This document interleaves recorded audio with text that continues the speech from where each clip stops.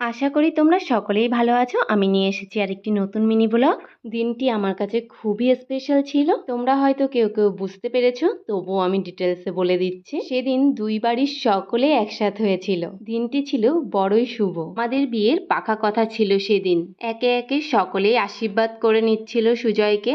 আমি সেদিন যাইনি, কারণ পাকা কথায় নাকি মেয়েরা যায় না, তার জন্য আমার আর যাওয়া হয়নি। এটা বলে রাখছি, আমরা 2024-এ বিয়ে করছি, কিন্তু ডেটটা আমি আমার আশীর্বাদের ব্লগে বলে দেব। আমি একাই মিস করে গেলাম।